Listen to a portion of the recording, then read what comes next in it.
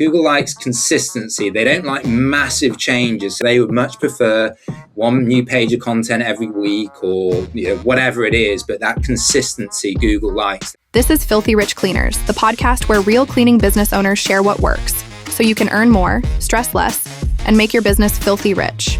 Hello, everyone. Welcome back to the Filthy Rich Cleaners podcast. I am your host, Stephanie from Serene Clean, and today we have a fantastic return guest for you guys, Mr. Sean Parry. I wanted to delve deeper into search engine optimization compared to our first conversation. And if you did not listen to Sean and I's first conversation, I believe it was episode 85, and it was really fantastic on how to get more leads. And we did dive into a lot of things Google related. And in today's conversation, I just want to get even further down that rabbit hole for those of our listeners who want to know more about getting Google leads and how to set yourself up for success from an optimization standpoint. So Sean, thank you for joining me again. And yeah, I'm excited to talk about you again. Talk about this with you again.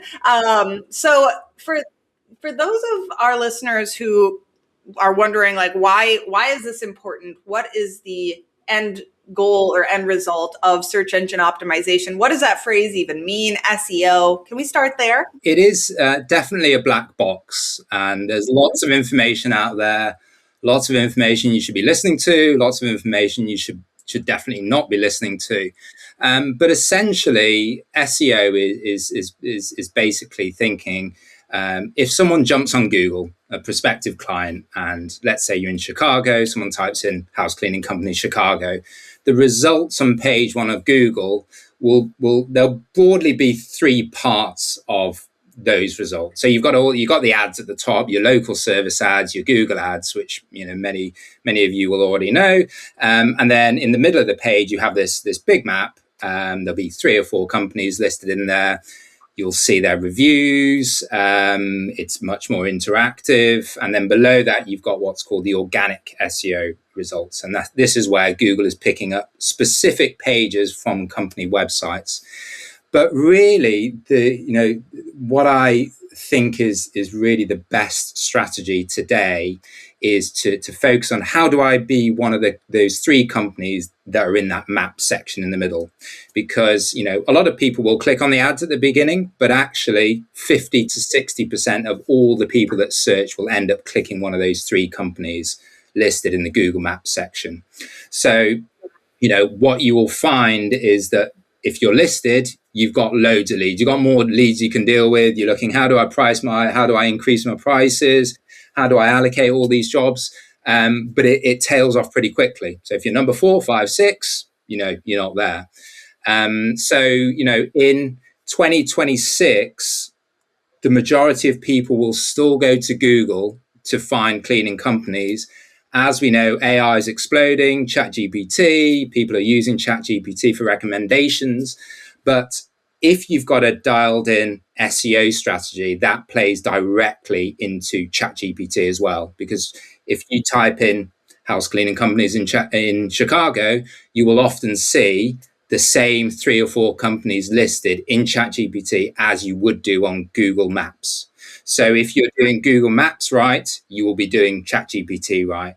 And this is where, I think that you tend to get the best people. Those leads are converting at a really high price.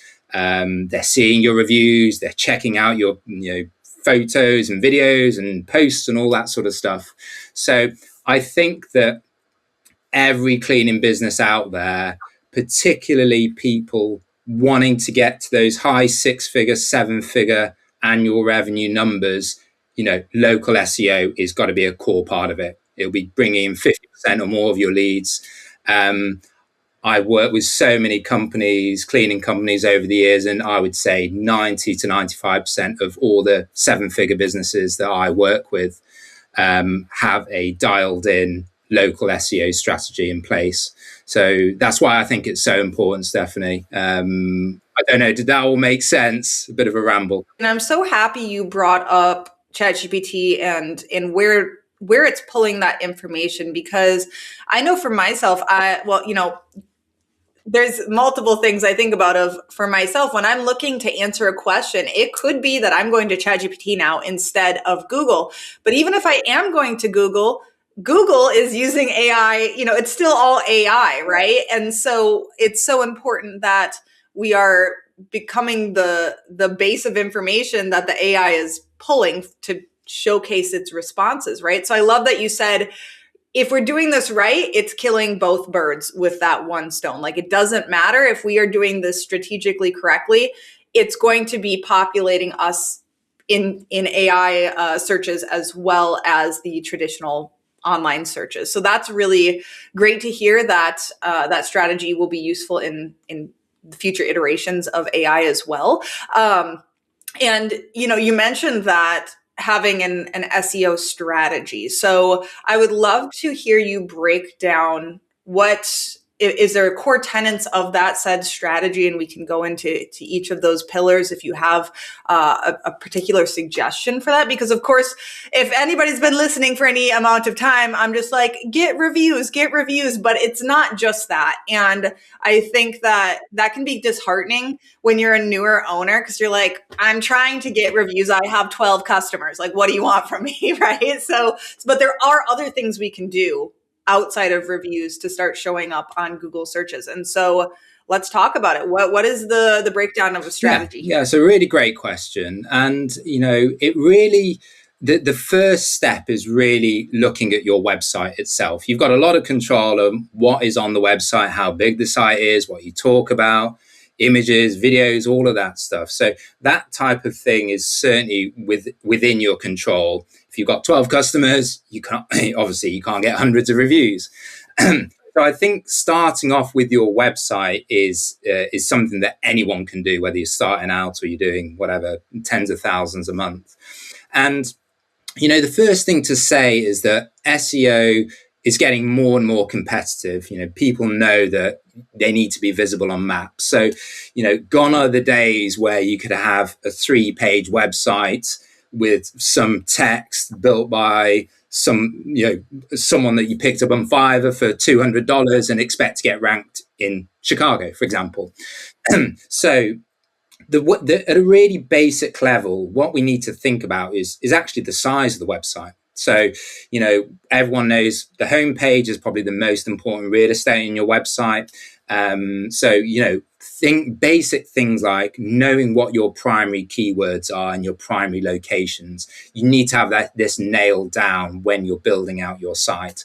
So, going back to the house cleaning company in Chicago example, you want to think about every single page on your website having a primary keyword and a primary location. So your primary location would be the big metropolitan area, the big city, the big town in your area. So on that particular page, you want to be talking about house cleaning companies. You want to be talking about maid service, housekeeping, use all the variants, talk about all the things you do, checklists, reviews, but also talk about the location as well. And this is more and more important with local SEO, because when Google is looking, at which companies to put in that map pack, they're looking at websites that have lots of information about that location. So you can't simply put house cleaning services in Chicago. You need to talk about all the neighborhoods within Chicago that you serve. If you've got specific clients or reviews that, these guys did a great house cleaning for us in this particular neighborhood, those types of things are all indicators to Google that you are a local business. And I had this conversation just with a client just before we jumped on, Stephanie. And, I was saying that Google will always choose a service specialist. So someone that does just house cleaning rather than broader trade services. They like service specialists, and they also like location specialists. So if you only serve this particular city, they would generally prefer to put that specialist in front of someone than someone that serves 3 states. So it can actually be an advantage you starting out, because you are obviously very location specific, very service specific. So your website is the first part of what you do, the homepage, primary keyword, primary location. But then after that, that's not enough. You need to then add additional pages for firstly, all the services that you offer. So as we know, the house cleaning niche, there's lots of services. There's move out cleaning, post-construction cleaning, recurring cleaning, move out cleaning. So every single, you need to be building out pages for all of those. So let's say your move out cleaning services. What is the checklist? Any sort of ideas around pricing? What can you expect? So you need all your services broken out, but then you also need all your main location areas broken out as individual pages as well. So with Chicago, obviously a huge city, there are certain towns and cities within Chicago, certain neighborhoods. So ideally, you want to talk about your service, for every single one of those neighborhoods and service areas as well. And this goes back to what I was saying at the beginning. 5-10 years ago, if you're a house cleaning business in Chicago, maybe 5 pages of content on your site was sufficient. Now you need to be having, certainly with the clients that we're working with, 20, 30, 40, as a ground zero. And that's before we start adding support and content or anything like that. So I think this is something that is it should be relatively straightforward for new business owners to realize that, you need individual pages for your services, individual pages for your locations, focus on a specific service keyword and a specific location keyword on each page. And I think if you get to that position and you've got 20, 30 pages of content on your website, this puts you in a great position. And then, you start getting picked up and you start building reviews and all this stuff helps.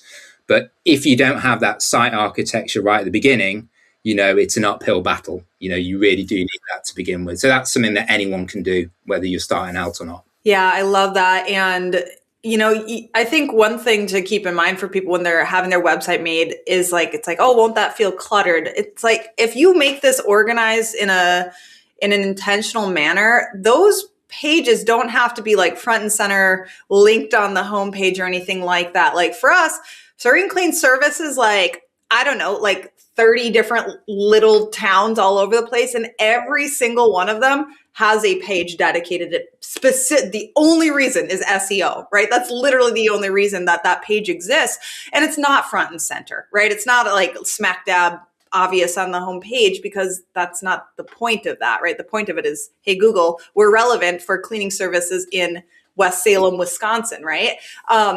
As for instances of the keyword on the page, obviously, we have a WordPress website, so we use Yoast SEO to help prompt us to be the correct length. And I have things in my mind as to what I was kind of told when I was building this out as to how many instances of said key phrase and how long or how much content needs to be on there. Now I'm also curious about using AI to create this, because when I was making my website, we literally were typing or speaking out this. This was part of it was awful, honestly. It took so long. So do you have any guidelines for all of these pages that we're suggesting our listeners to build out for their website for SEO?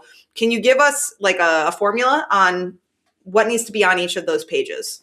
So generally, I would say, 1,500 words of content on your main pages is a good number to aim for. Obviously, with AI, it makes writing content much easier.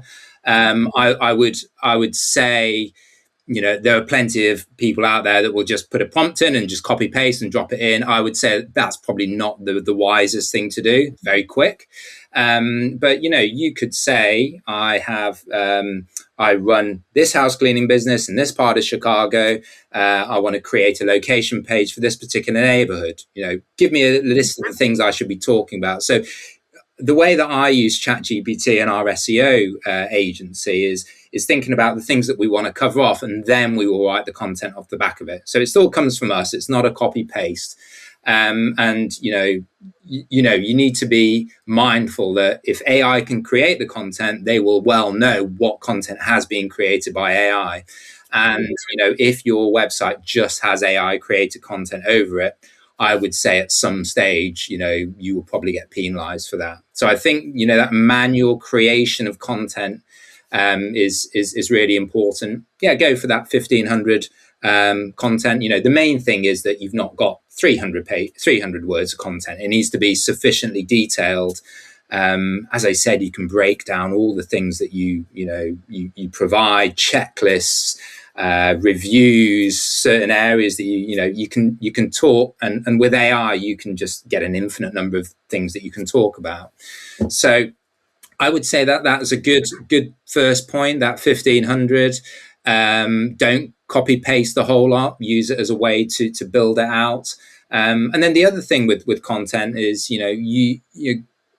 Google likes, I talk about this a lot, Google likes consistency. They don't like massive changes. So if you create 20 pages of content straight away and publish it, and then nothing for 6 months, and then another 20, Google doesn't really like that. They would much prefer one new page of content every week, or whatever it is. But that consistency Google likes. They like companies that are obviously in it long term. So anything that you think is unnatural, you will know that Google completely realizes and understands what's going on. So I think the way I think about SEO is that it's making content creation easy, but you almost want to continue to do the harder things, because that's going to be what differentiates you. If you've got 20 competitors in your area and they've all used AI to create their websites, what is the differentiator? Doing stuff yourself, your experience as a business owner with dealing with specific clients. And, this is obviously where reviews are so important, because ultimately that is probably one of the few things that you can't copy. You need those genuine reviews, and obviously fake reviews and things like that. You 100% want to move away from. People exchanging reviews. I get asked an awful lot, can I ask all the cleaning businesses in the ZoneMate group for reviews if I review them? Absolutely avoid that. It's really bad idea. So, you just need to be consistent. And what I always tell my clients is that we want to, anything we do on an SEO point, if we were to share what we're doing with someone at Google, would they think that's a good idea, or would they think it's spammy or a bad idea? If anything's on that side, what you'd call grey hat or black hat SEO, I would just say avoid it. The last thing you need is a Google penalty, all your rankings disappearing overnight. If you want to build a long-term asset and be in the good books of Google, don't game them, just be consistent, do it properly.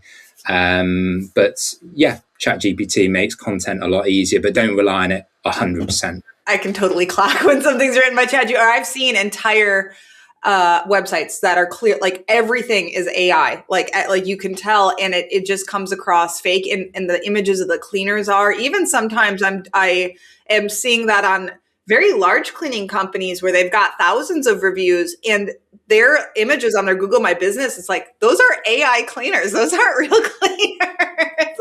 It's crazy. So I like that you touched on this. And unfortunately, the uncomfortable truth is the harder path is the correct path here. And I like that you called it like, don't do anything black cat. Like, we want golden retriever energy with our Google behavior here. Yeah, definitely.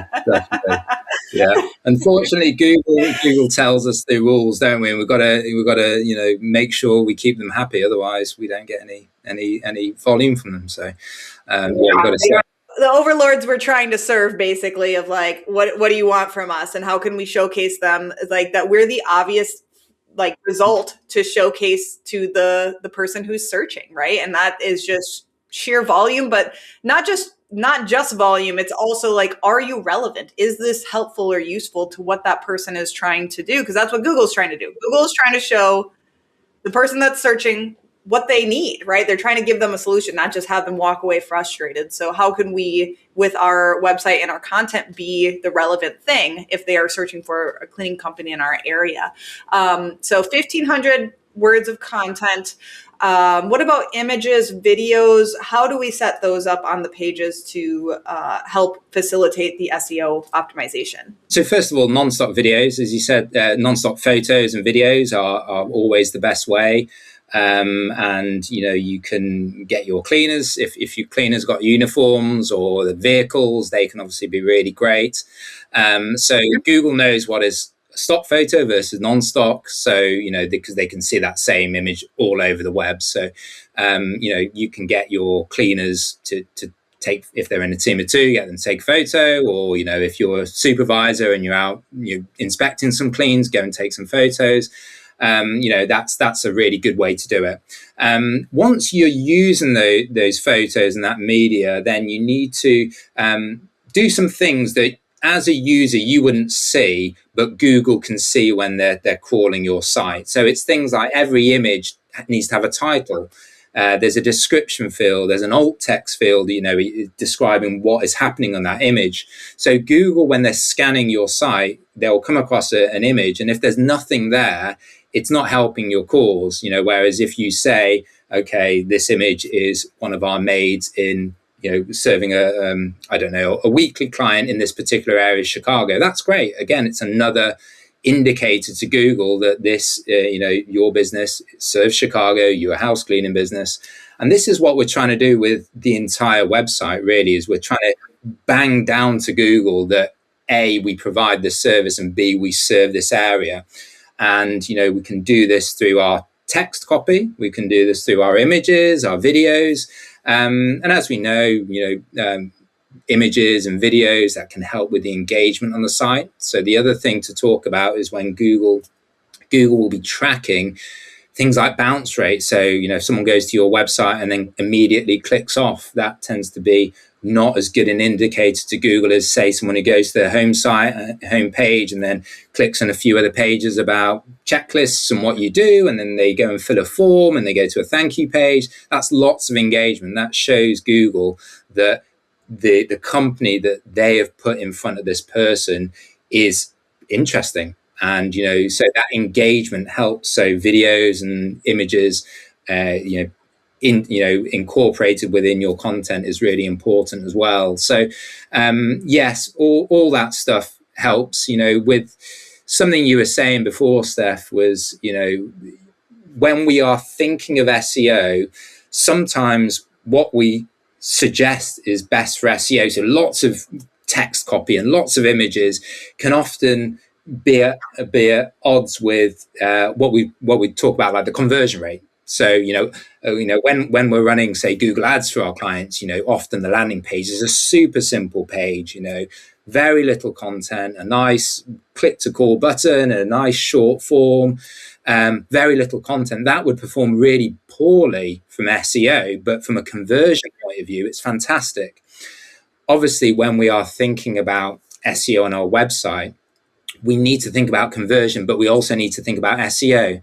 So, when we are, thinking about, okay, I need to rank in the maps, we need to think about the content, but we need to make sure it's designed in a way that actually it's still going to convert well. So there's no black and white. You just need to be mindful that ultimately, to get more clients for your business, the website needs to convert well, but then you also need the SEO juice as well. So, images, videos, really important, but also the design, particularly on mobile, it needs to look nice, scroll nicely.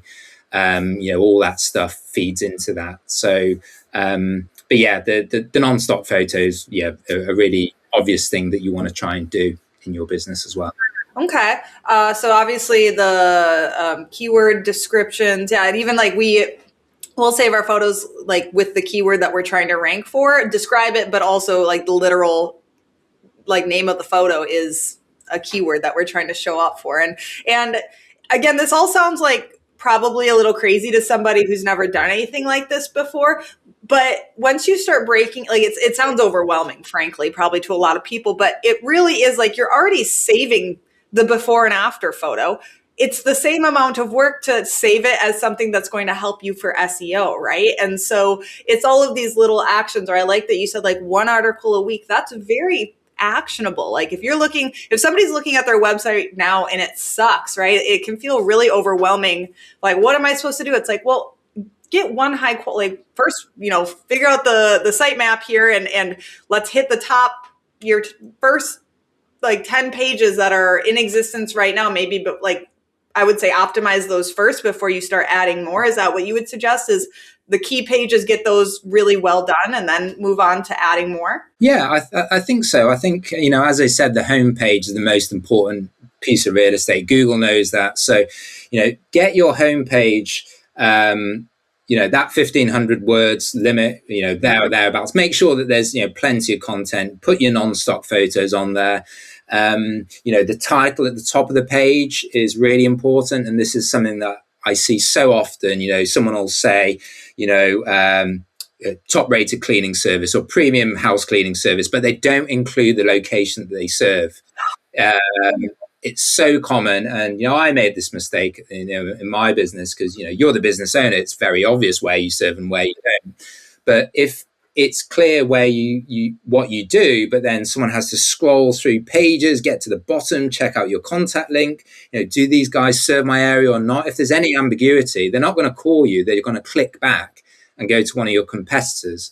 So your homepage and what's called above the fold, this is the part of your website, where someone instantly drops into it, and your title at the very top should be very clear. You want to have a background image of some of your house cleaners, one of your non-stop photos, and then where you cover as well. And I think if you've got that, plenty of content, and you're making it very easy for someone to get in touch with you, a click to call, call us for a quote, or get a quote button, fill out some details to request a quote. If you're making that really easy, I think you've got probably 80% of what you need to get done on your homepage already nailed down. And like you said, Stephanie, SEO is very overwhelming. And I certainly found this when I was thinking about looking at it early on. But once you got the basics, once the basics are in place for what you need to do for your homepage, actually for your move out cleaning page, it's the same thing, but it's different content, and for your location pages, it's the same service, but talking about different locations, maybe different clients that you serve there, different landmarks, maybe you've got an embedded Google map in there and things like that. So I wouldn't get overwhelmed. I would say get your homepage nailed down, and then your core service pages after that. So it could be your move out cleaning, post construction cleaning, office cleaning. If you're doing that, you're probably not needing to build much more than 10 pages of that.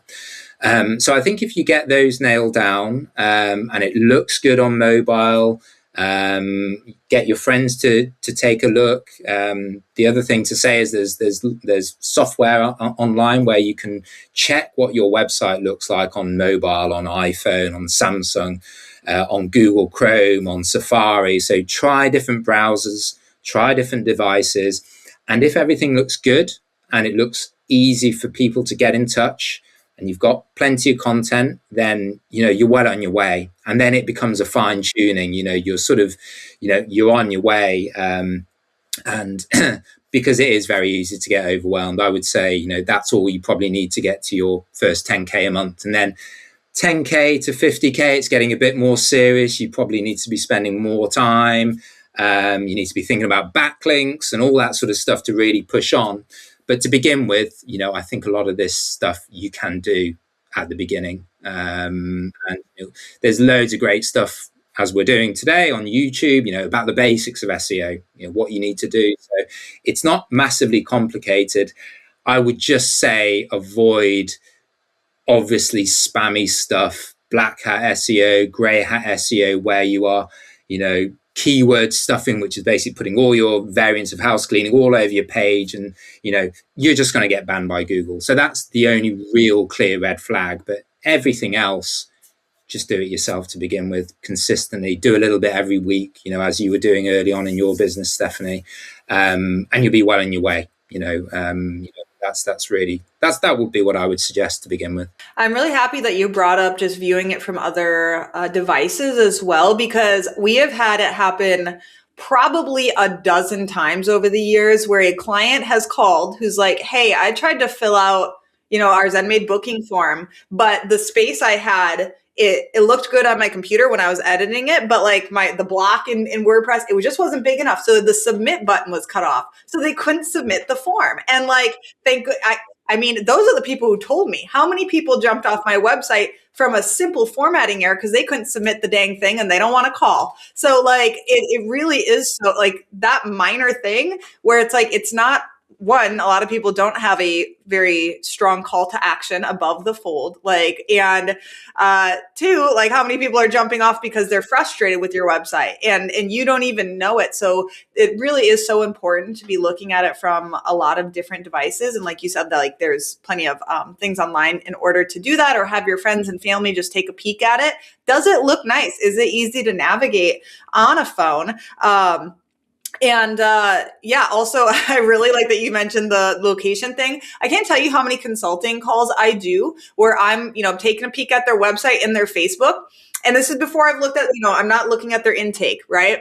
I have no idea where their business is. I was like, I cannot tell from your content online where your business is located. And that happens so many times. So do this on Facebook too, guys. Your Facebook, your business pages, make sure you put your service range in there, because even if Google did bring them to your website, if they're not clear that you serve their area, they're not going to reach out to you. They're just going to hop off and go to somebody who makes it clear that they serve, wherever. And yeah, if it's not clear to users, it won't be clear to Google, and you'll be straight away missing on that 50% of all the people that click on the map. So, it's a very simple thing, but like you say, I see it so often.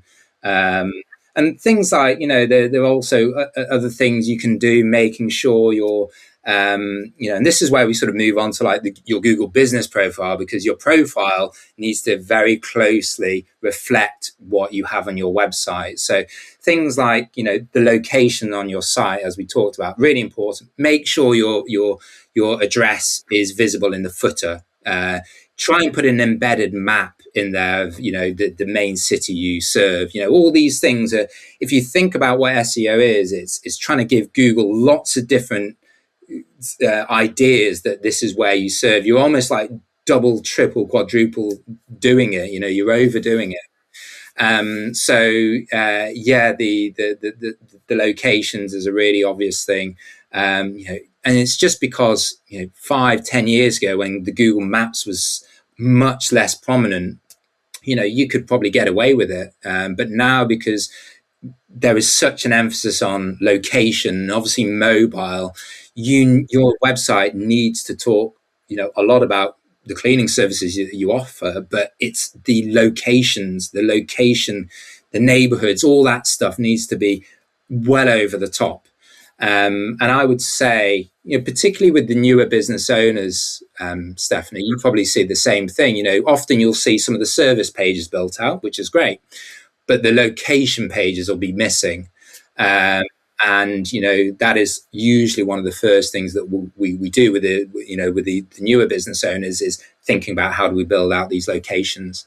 And then you will find that if what is on your website closely reflects what is on your Google business profile, funnily enough, your Google business profile gets ranked. So making sure your Google business profile, all the fields are filled out properly. Make sure you've got more than 10 words in your description. You need to be talking about all your services, the locations, all non-stop photos, breaking out services. Max out your profile, and then make sure that all the services that you have on your site, your move out cleaning, your post-construction cleaning, those sorts of things, are broken out specifically as services on your Google business profile, because Google likes consistency. If they see that you talk about post-construction cleaning on your website, but not at all you on your Google business profile, that's probably going to hurt your rankings. If someone types in post-construction cleaning companies near me, they will probably rank another company where it is much more clear they provide those services. So yeah, the website at the beginning, getting that nailed down is really important. And then once that's in place, you need to think, okay, I need to make sure that there's consistency with my Google business profile and my website. And that would be, I would say, that would probably be the next step, once you've got first iteration of your website nailed down. It's completely free. And I like that you brought up the control aspect of we can only control our inputs, not necessarily the outputs when it comes to reviews, right? Meaning how many times are we asking? Like, we can't necessarily control if people are going to leave us a review. We can do everything that we can to encourage that behavior that we want, but there's only so much that we can do. However, when it comes to what we can control on the actual profile itself, like you said, filling everything out, I would say that's one of the biggest mistakes I see with newer folks. And again, a lot of established companies is they don't even hardly have a description. And even in that description, I list out the areas that we serve, like, so that it's clear on that. Just make it so insanely obvious where you serve, because it's truly like the most important thing is that we're getting clients in the area that we're serving, right? So we have to make it abundantly clear. I'd love to hear your thoughts or what the data suggests when it comes to the updates or the posts, because that's something that I see a lot of people not doing. We do regular posts on our Google My Business. So what do you think about that? Is that useful? Yeah, so it's a really good question. So I guess first of all, Google likes engagement. They like to see that businesses are, open. And this goes to the website as well. This is why we'll always talk about content is king and new content, because Google likes to see from websites that there's new content on there. It shows that the business is operational and ongoing. And you can take that same idea with your Google Business profile. So if there's no changes on your Google Business profile, no posts, no new reviews, no new photos, Google's probably thinking, are these guys still in business? Are they taking a sabbatical? Are they out of business? What's going on? So you want to think about the way I think about posts is just another way to show Google that we are open for business. The Filthy Rich Cleaners podcast is brought to you by ZenMaid. ZenMaid is the all-in-one software built for cleaning companies, making scheduling and client communication way easier. Check us out at zenmaid.com. And if we are getting reviews and we're getting new images and maybe we've changed some of the description fields along with the posts, then fantastic. I think just doing a weekly post on its own is probably not going to have a massive difference on its own, but certainly it's just another very easy thing that you can do to show Google that you're open for business. There's a question and answers section as well that I don't think is very utilized, and people can ask about how long do you think it would take to do this 3-bedroom move out cleaning, just ballpark. You can put all these questions in there and you can answer it, and again it fills out your profile, which is great. Google likes that depth of content, but also shows engagement as well. So I think the posts, absolutely. I think the weekly cadence is a good one. That's what we do. It's a no-brainer not to do it, really. I think in isolation, it's probably not a huge impact, but it certainly should be part of, if you think about how do I keep my post engaged and new and fresh, it'd probably be new photos every week or every couple of weeks. It's new reviews, which, if you're using ZenMaid or software like that and you're asking people to leave reviews, that will be taken care of. And then you got your posts. So again, these things are relatively easy to do. You just need to get it as part of your systems and processes, don't you? You need to make sure that every Friday you're doing a new post or following up with new clients for reviews, things like that. So I think is probably part of your overall SEO strategy, Stephanie, I would say.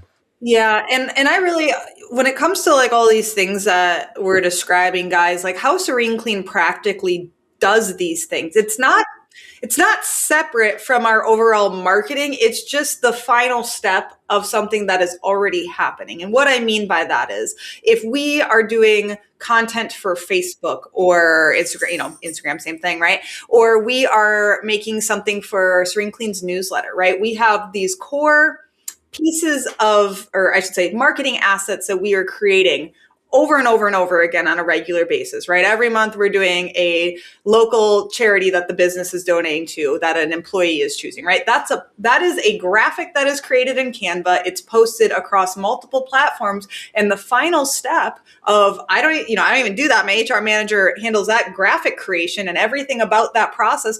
Her final to-do related to that posted on Google My Business as an update, right? The before and after graphics, those are used all over the place and then they're uploaded to the Google My Business. Like it's not a separate task. It's just a step in the marketing asset creation process. So if you're not doing any marketing asset creation right now, it probably feels like, oh my gosh, I got to make this whole new thing.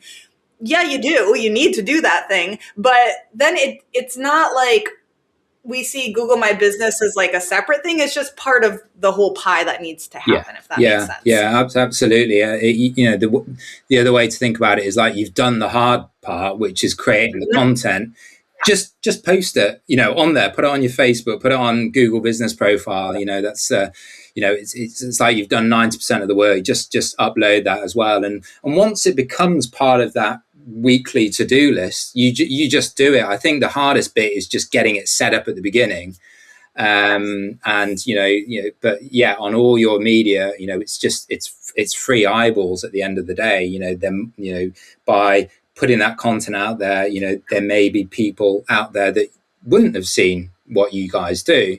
So it's, I think, that people often, when they're thinking about content, they stop too early. They don't see the initial rewards and the spike up in client volume, but actually, because it's hard and because consistency is hard, this is where the businesses that consistently do that type of thing long term, like yours, funnily enough, do really, really well because everyone else has given up before. So I think that is, a no-brainer to do as well. So, Google Business Profile, Facebook, TikTok, and all those channels, just put it all over the place, and they'll, that will help you get free eyeballs.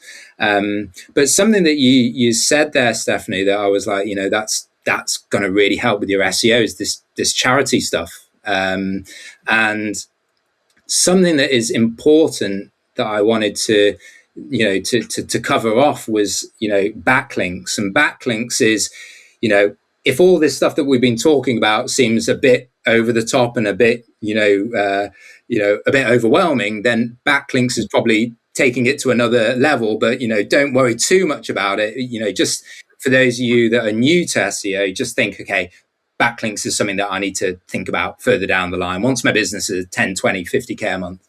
But backlinks are really important because what they are is that they are links from other websites online that point back to your website. So an example of a fantastic backlink would be, say, your big local newspaper in your area does an interview with you about running a cleaning business post-COVID. And at the bottom, they say, Stephanie runs Serene Clean, and Serene Clean has a link directly to your site. So Google sees this as a huge vote of confidence because they think, okay, this huge newspaper wouldn't put a link to someone else's site unless they thought it was a quality business, they wanted to refer them. So Google scours the whole, the whole internet for backlinks, and some are higher quality, some are lower quality. So you might get a mum's blog that does a review on a test clean that they did for you guys did for them. So Google would look at that link probably as a lower quality versus the big newspaper. So it's really, if you think about your website, if you've got that architecture done right, your Google Business Profile is up and running, you're getting reviews, you're doing all your posts, and then the next stage is probably backlinks. So thinking, how do I get links from all these, different publications and publishers? But the long-winded where I wanted to get with that is when you talked about your charity and donating money to local charities, that is a fantastic thing to be doing anyway. Fantastic for your cleaners, fantastic obviously for the charities, but with my SEO hat on, that is fantastic for local SEO as well, because Google is increasingly looking at backlinks from local high quality organizations. So if you get a backlink from a local charity, or it could be sponsoring a local softball team, or it could be a local chamber of commerce, the locality of these backlinks is so important. It's much more important than it was, say, 5 years ago. So, you're getting, brand exposure from the charity probably anyway. Your cleaners feel good about it, your charity's benefiting, and you're getting SEO. I think this is, the fantastic thing to be doing. So, just keep doing a lot of that. But yeah, the backlinks thing is maybe something we want to talk about further down the line, because that's sort of taking it to the next level. But once you've got all these core bits of your website and your Google business profile, it then becomes, okay, how do I network locally with local organizations? How do I help them? And, at the end of the day, how do I get it back? How do I get them to mention me? So chambers of commerce is a really easy one. You pay a few $100s a year and you get listed in the directory. Google likes that. They view chambers as a high quality. The local charities, again, really, really good. You might, as I say, sponsor local softball teams or things like that. So, families in your area will see, okay, Serene Cleaner sponsoring the local softball team. That's fantastic.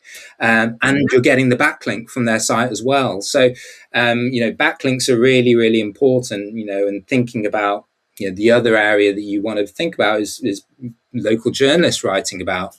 Could be local small companies in your areas. It could be cleaning specific publishers.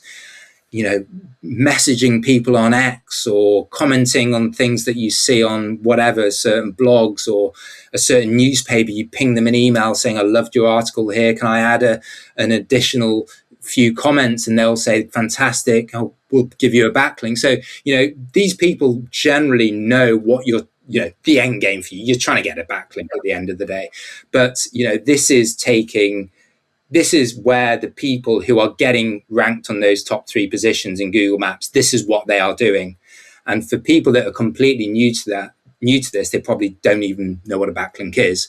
But, when you are in the bigger cities, the more competitor areas, you need to probably have some sort of active backlink strategy as well. So this is just something that, when you talked about your charity Stephanie, I just sort of jumped to it and I was like, yeah, that would be something. Oh yeah. And honestly, one of the core kind of cultural tenets of Serene Clean has always been very strong giving initiatives. I mean, I started that charity idea literally within the first month of opening, 6.5 years of donating to local nonprofits in our area and posting about it.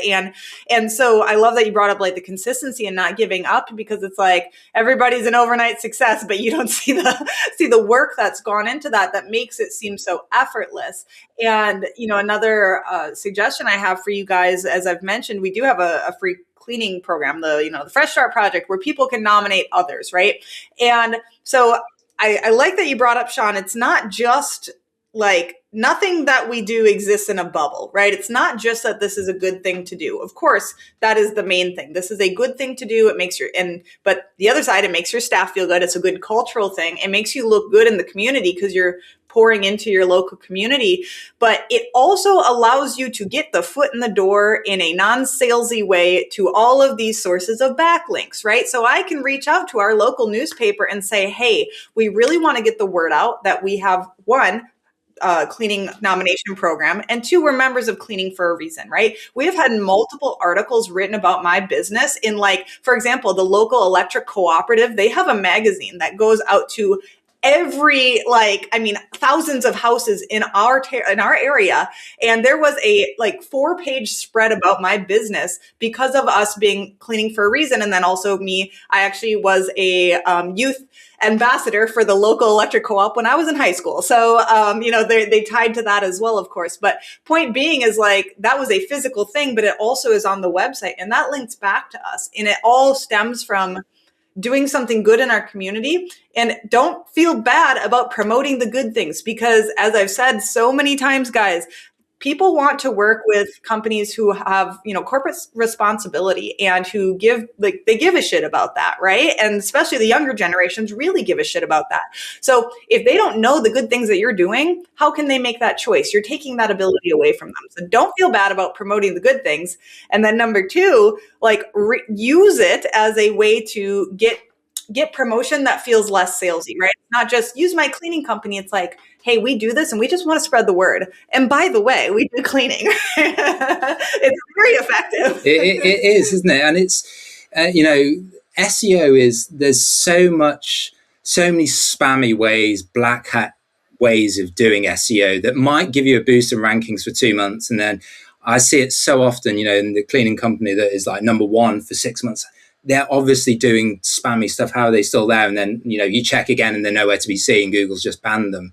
So I really think that we obviously want to get results with SEO ASAP. But, Google is smart. They know what people are doing. And, I think ultimately they want to put forward the highest quality companies for a specific person in their area. So, when you think about SEO, I would just think probably quality first. It's almost better to be, the tortoise rather than the hare. Start slow, but methodically do it, and you will win. When these people that are doing dodgy stuff are, falling by the wayside. So, I like and the reason I bring that up is backlinks in particular is often the spammiest of all SEO activity, and you get people buying links. You get link farms. There's a whole rabbit hole of things that you can do, which would be part of what you would call black hat SEO. But the reason I like the charity angle, the softball angle, is that you're getting the backlink, but you're also getting that brand exposure. New people, they might be in the market for a cleaning company and they go and jump on Google and search you, see your ad and click on your ad, and for whatever reason they don't call you. And then maybe you get a retargeting ad and you go and have a look at their reviews and still nothing, and then they drop their kids off at the local softball match and then they see your company branding on their uniforms. And it's this 7 touches, isn't it, that people talk about. It's not only once. If they see you multiple places, then they get comfort that you're a quality organization. And bridging that online and offline world, I think, is really effective, because the offline stuff is actually quite hard to do. It's quite expensive to do. Anyone can put up a Facebook ad and run $100 through it. If you're sponsoring a local softball team for a season, there's a lot of work that needs to be done there. So, you can really differentiate yourselves from a branding perspective. And then if you get a web link on their site back to you, you're getting 2 big, huge benefits from doing that. So I like that backlink strategy because it's a natural thing that you would be doing to build your brand anyway without the backlink. But if you are getting that backlink as well, you're sort of doubling up on your efforts. So when we're thinking about backlink, who we would target, we obviously look in those local high quality organizations, and we look at things like domain authority, which is what Google looks at, the way they rank the quality of certain sites above others. But we also look at which sites will give us what's called a do follow backlink rather than a non follow backlink, and this is where websites will happily show you a link that sends on your SEO juice, the SEO benefit. Certain websites won't say, you get a backlink, but you don't get the SEO benefit. And again, that we can go into detail in a bit more like that. But, when you're thinking about backlinks, you want to think about, okay, which are the high quality organizations in your area? You want to rank them. You want to rank about which sites provide backlinks and which don't. And then, really the way you want to think about your backlink strategy is, okay, where do we think we have the highest chance of getting a high quality do follow backlink with some nice brand exposure? And you want to go from the top and work all your way down, do it consistently. You're getting 1 new backlink a month, do that for a few months, few years. That's how you end up getting ranked to those top 3 positions of the big competitive areas. So a bit of a diversion, a bit of a sidestep, but that's the backlink stuff is something that you guys even early on need to be aware of, but it's probably something you think about once you do all the website stuff. No, I'm really happy you brought it up, because honestly, I forget, just even this conversation, I just forgot that we do all of these things because it's so second nature at this point. I'm like, oh yeah, we do all of this stuff for SEO, but there's so many other purposes to it. I just see it as part of our marketing and branding behavior. It is second nature. And so for everybody listening, I know that it feels like probably pulling teeth, and also probably if you eat your vegetables, you'll grow up big and strong one day. That sucks. I want to be skinny tomorrow, right? Unfortunately, that is not SEO. It is really that long game, behavior that you do. And, when I think of the backlinks that always show up, like if I search cleaning services in Black River Falls, Wisconsin, Chamber of Commerce, like it is the first one that we're popping up on. That's not our website. So that's one of the areas, like join the chamber, guys, go to the chamber events because of networking, but also this is one of the main benefits is it's going to pop you up online, especially if you are going against big dogs. And this is where like I will 100% attest to my privilege of living in a very rural area. It was very easy for us to rank on Google because there's very little competition in our area. We're so rural, Sean, like it's amazing. So for the folks who are in really big cities that are against huge franchises and people who have put so much effort in, and they're like, oh my gosh, how am I ever going to catch up? Right? Like, what would you say to those people? Yeah, it's a really good question. So, as we, taking the Chicago example, we know that Chicago is this huge area, but you can break down areas of the city into the smaller cities, neighborhoods, and things like that. So I think, for people starting out, I always say, think hyperlocal. So your Google business profile is what shows up in the Google Maps section. It's not your website, it's your Google business profile. And your Google business profile will have, your address, it's either your home address or ideally an office address. And one of the big ranking factors of being in that top 3 position, there's lots of them, but Google looks at proximity. So if they find that someone is, say 100 meters from your office address, even if you're a new business, you stand a decent chance of being ranked in one of those top 3 positions. If someone typed in cleaning companies near me, you don't have the 100 reviews, you don't have the 1,000 non-stock photos and all the posts, but you have that proximity playing in your favor. So for the newer businesses, I speak to a lot of people, about this, that they have these big ambitions. I want to go across the city, across the state, multiple states. New business. And I say, okay, if you've got a $1 million a month budget, we can do that. But most people don't. So I tend to say, you start hyperlocal, Google business profile, hyperlocal, build your website. It doesn't need to be house cleaning, Chicago's leading house cleaning business. It could be specific neighborhood leading, and you can start very focused. That will help with your conversion rate. If someone is down the road and they come across a cleaning business that just serves people in their neighborhood, that's going to be more interesting to them than a bigger company that serves the entire city. So I think that location specialization can really help, Stephanie. And I think that is a key advantage that new businesses have against companies that are trying to cover the main areas, that location specialization. If your homepage just talks about that specific neighborhood rather than Chicago, as we said, Google looks at your homepage and they know that that's the primary focus for you. That is another indicator to Google that you're hyper focused on that. So I think that location specialization is really, really important. That would probably be what I would suggest.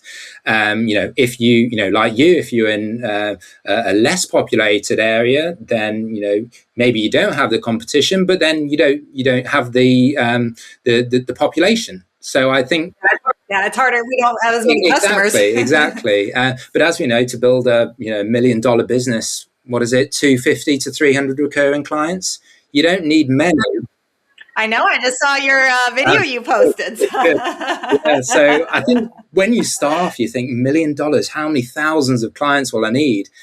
Even in a very, very remote, areas with a very small population, you don't need a lot of recurring, do you, to get to that level, if that's, something that you want to do. So, I would say don't go too wide in terms of location to begin with.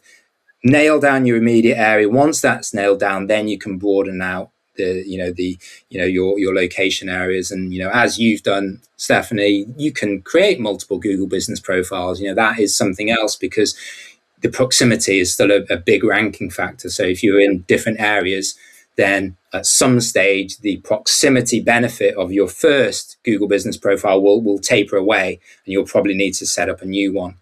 And this is for those of you that are thinking about multi-location, you want to be having multi Google business profiles as well. So, but yeah, start hyperlocal. That would be, probably what I would suggest.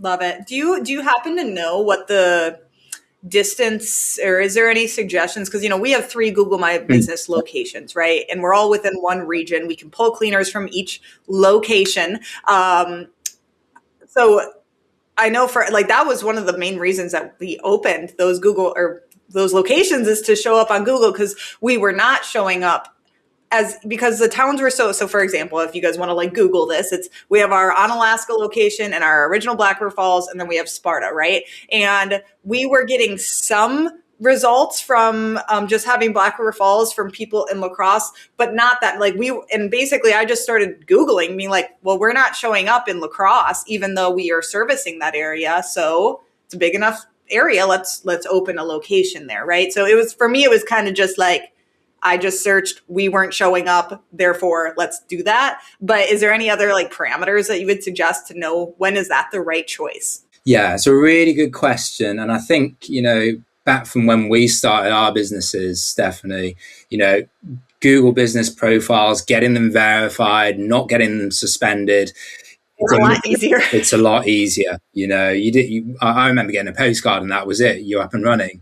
Now you've got multiple rounds of video verification and all that sort of stuff. So the reason why this is happening is that Google is well aware that people are playing there are companies out there that will play the game. In theory, if you were serving Chicago and you had 100 Google business profiles all over Chicago, you would rank more, you'd get more visibility than if you had 1 or 10.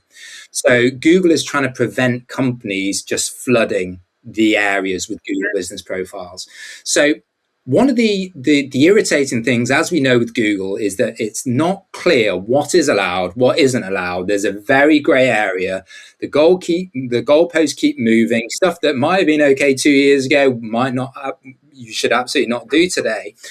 So my approach is very much, as I said at the beginning, if we were sharing with someone at Google what we were going to do, would they think it's a bit dodgy? Or yes, that's fine. Anything where there is that question mark, I would say I would prefer not to do it, and would do it more methodically. So when I think about Google business profiles, I think if from a customer point of view they would see those areas as separate areas, then separate cities, separate towns, then yes, it makes sense. I think, I get this question a lot, particularly with the more, the bigger cities, why don't I set, a Google business profile on one end of the city and another one on the other? That might work. It might suspend you. Okay, we can do 2. Well, why don't we do 3? Or why don't we do 4? And the problem is you're sort of skating on this, this ice lake, aren't you? You're not sure at what point will you fall through the ice and get everything suspended, because Google will often not just suspend one, they'll take the whole lot down. And, for those of you that have been in business for a while and they've got lots of legitimate reviews, the thought of losing all those reviews that have taken so long to get should strike fear into you. Yeah, getting unsuspended. I've seen people who have had months and months of trying to get unsuspended. So anything we can do to avoid that. And when you can see an industry being built around people that just do Google business profile suspensions, it's a big problem. So yeah, I would say, back to your question, Stephanie, if from a client point of view, if they looked at Google Map and said, okay, these separate cities, feasibly, companies could serve one area or not the other, then that feels fine for me. That feels comfortable for me. I think when we're getting multiple Google business profiles in the same city, so let's say we had a Serene Clean of North X, of East, of West, of South, maybe that's okay. Maybe you get away with it for a few months. Maybe you get suspended next year. So it's a much harder sell. I think if you're comfortable with the idea that a suspension could happen, and what would you do if that happens, then maybe go for it. But I would say, ideally, you would have one Google business profile just for that city or just that town. and multiple Google business profiles, and this is me being more cautious. I'd rather play a longer game with Google, stay unsuspended for 10 years and sell the business for however much, rather than making a quick buck and getting good rankings for 6 months and then you get pulled down. So it's the problem is it's moving goalposts. So what I'm saying today might well be different to a year's time.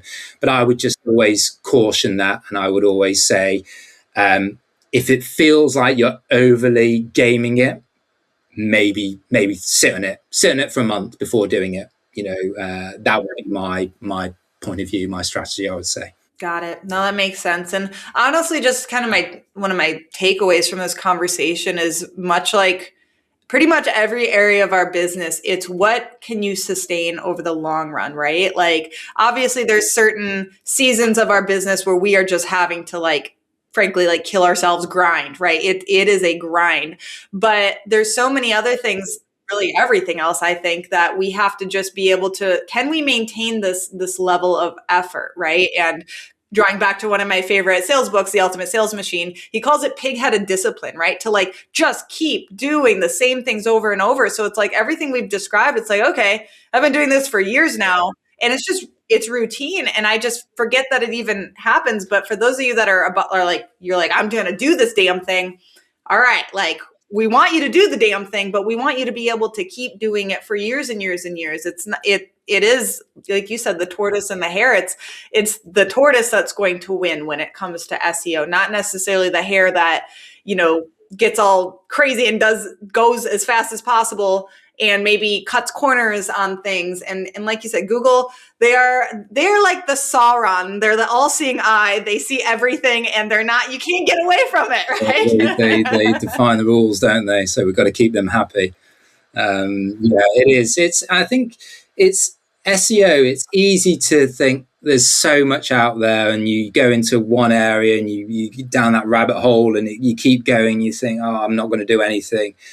But I think if you think about quality as your primary objective, it should be clear what services you provide. It should be clear, do you do move out cleaning or don't you? If it's not, you need to sort that out. It should be clear which parts of the city you cover and which you don't. If it's not clear to someone coming to your website, it's not going to be clear to Google. You're not going to get ranked in Google. So having that clarity is a very simple thing to do. And I think if you get that right on your website, get that same information reflected on your Google business profile, you're providing a great service, you're getting your reviews, you're well on your way. And then backlinks, where it's a bit more of a minefield.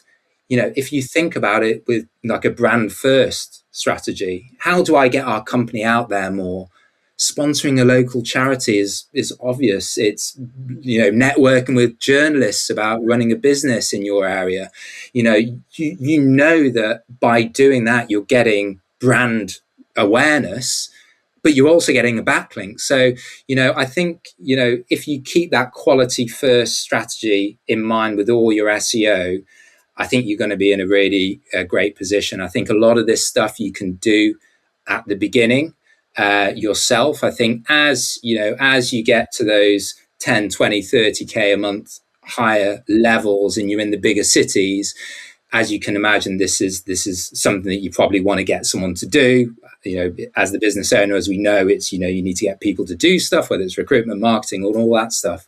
But I think early on, a lot of the basics you can do. And consistency is important. Start, one of the things we haven't talked about is just tracking your rankings and, knowing where you are today, and then you create some pages, maybe get your chambers of commerce backlink, and then you run the heat map scan. In a month's time, has the map turned a bit more green? Is it stayed different? So we need to track our tasks and we need to track the results of that. I think once you start getting those improvements, usually 3 to 6 months, you start to see some improvements. I think you get the benefits and you can see the results that consistency is bringing you. Then you can keep going. But it's almost like the beginning is the hardest bit, getting this thing up and running.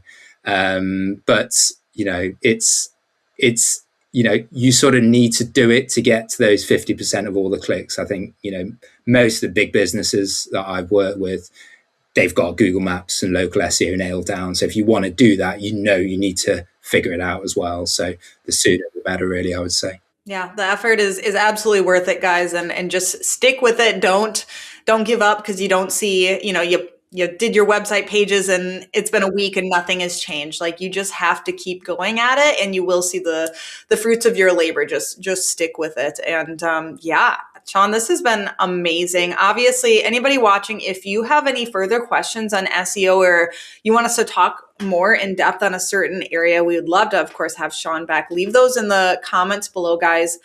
Make sure to give him some love as well, because this has been incredibly insightful and practical, which is always my favorite flavor of content. So, Sean, where can the people find you if they want to work with you or just follow along? Yeah, so my agency is called Project 83. I'm sure you guys will put a link in the description. There's lots of information about what we do. We only work with cleaning companies. We do two things. We do local SEO and we do Google Ads management. Have lots of clients where we do both, lots where we do one. Loads of case studies on there. So, if you want to find out a bit more about what I do and if I can help you, then there's links there. You can book calls and things like that. I know we've covered an awful lot of material here. So if you've got questions, just let me know. I'm always happy to try and help you along the way. But thanks for having me on, Steph. It's been great. Awesome. Thanks so much, Sean. And we will see you guys in the next episode of Filthy Rich Cleaners. Bye. If you enjoyed this episode of the Filthy Rich Cleaners podcast, please be sure to leave us a 5-star review so we can reach more cleaners like you. Until next time, keep your work clean and your business filthy rich.